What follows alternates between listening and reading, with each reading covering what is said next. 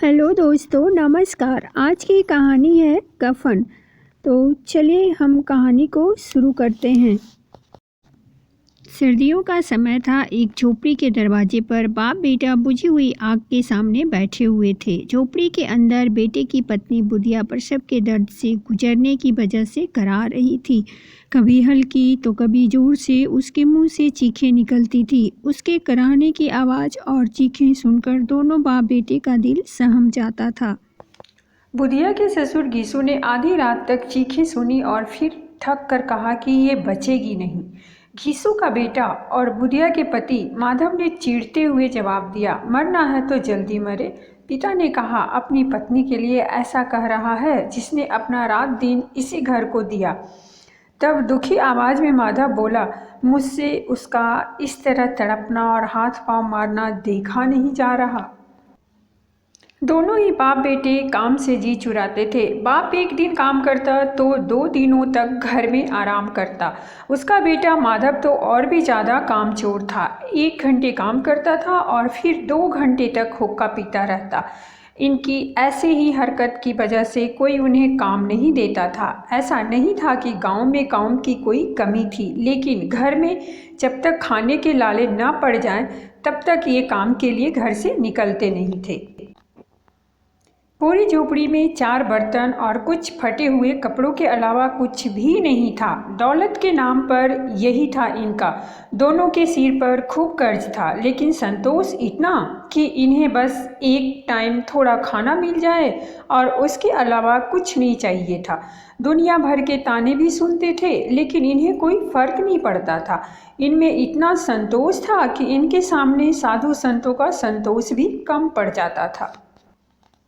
जब बहुत ज़रूरत पड़ती थी तो बाप पेड़ से कुछ लकड़ियां तोड़ता और उसका बेटा उन्हें बेचकर कुछ पैसा ले आता था।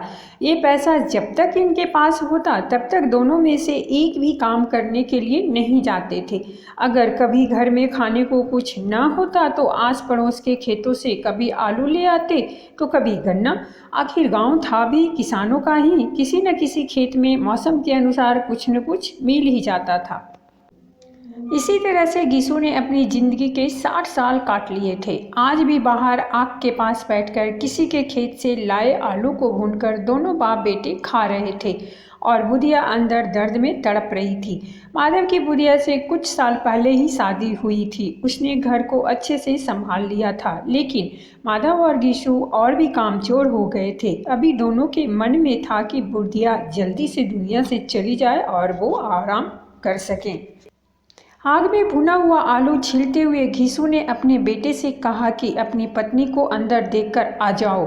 कुछ हो गया तो पैसा भी नहीं है कोई काम करवाने के लिए। घीसू के बेटे ने अंदर जाने से इनकार कर दिया। उसे डर था कि कहीं उसका पिता सारे आलू न खा जाए।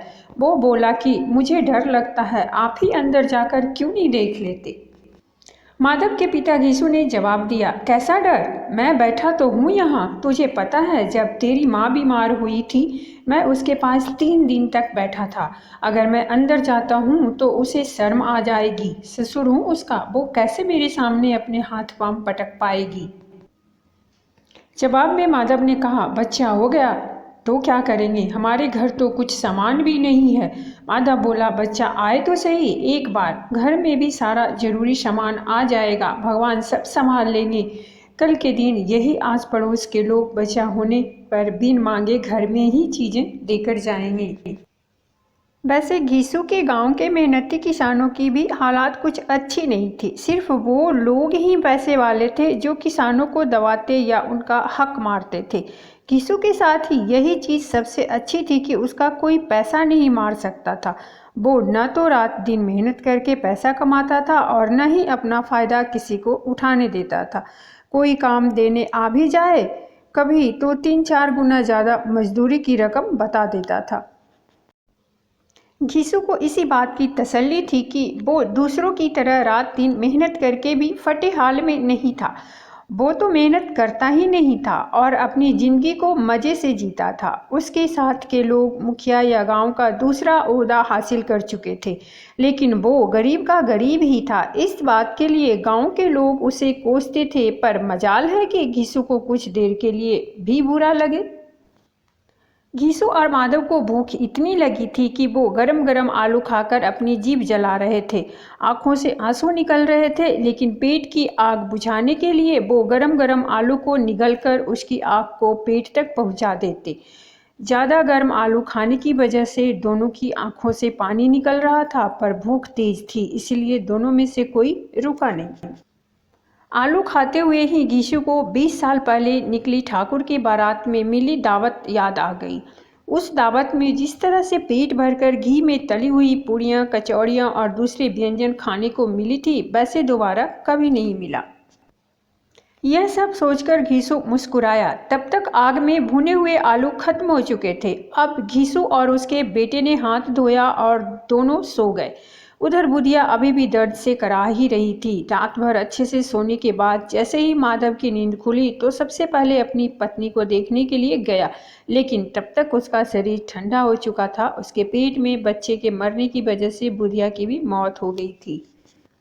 माधव भागते हुए अपने पिता के पास गया और उसे बुधिया का हाल सुनाया। यह बताते हुए माधव जोर जोर से रोने लगा और उसका साथ देते हुए घीसू भी हाय हाय करते हुए अपनी छाती पीटता तो कभी सिर के बाल नोचता।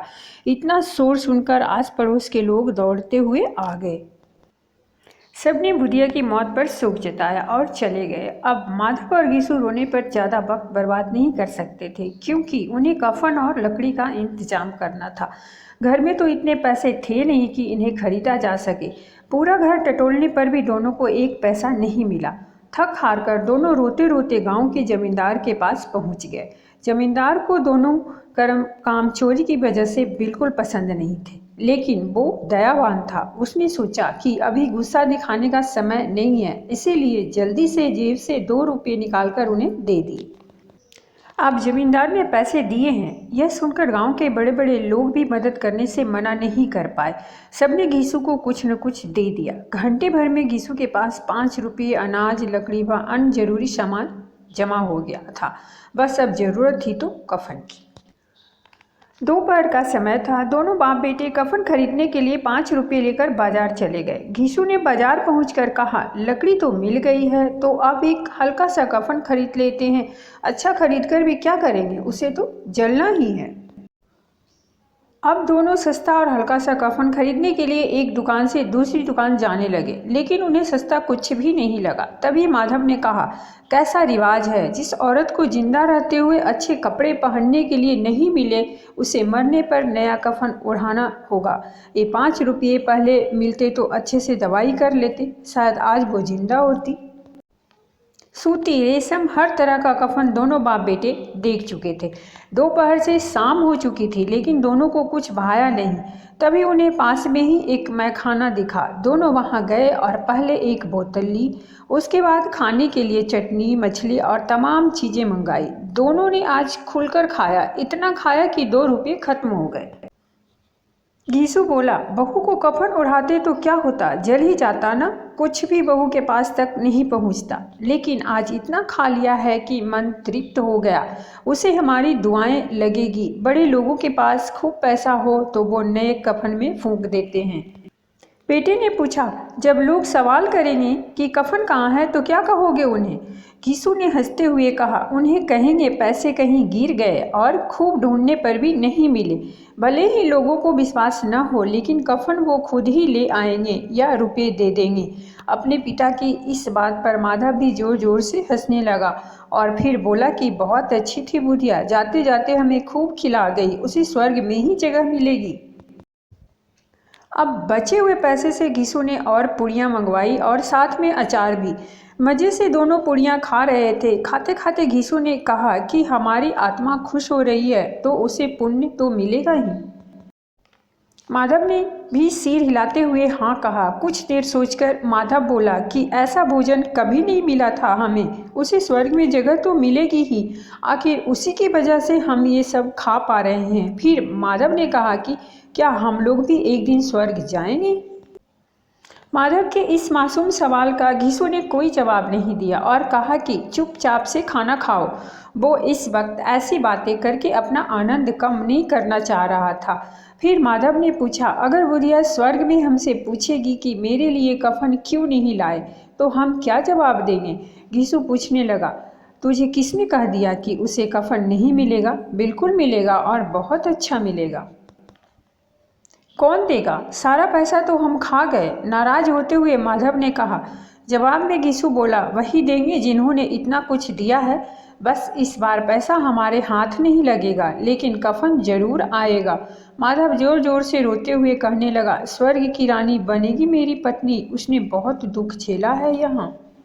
पिता ने उसे चुप कराने की कोशिश की और कहा, रो मत, वो दुनिया के दुख से दूर चली गई। अब दोनों खड़े होकर गाना गाने लगे, नाचने लगे। सब उन्हें देख रहे थे, लेकिन उन्हें किसी से कोई फर्क नहीं पड़ रहा था। नशे में चूर बाप बेटे नैना झमकावे गाते गाते उसी जगह पर गिर गए। तो दोस्तों, ये थी हमारी आज की कहानी, और आज की कहानी से हमें यही सीख मिलती है कि इंसान को कामचोरी नहीं करनी चाहिए, वरना जीवन को चलाना मुश्किल हो जाता है। साथ ही ज़्यादा संतोषी होने से जीवन में आगे बढ़ने की चाह भी खत्म हो जाती है। तो अगर आपको ये कहानी पसंद आई हो, हमारे चैनल को सब्सक्राइब करना ना भूलें, वीडियो को लाइक और शेयर ज़रूर करें। तो मिलते हैं हम अगले वीडियो में।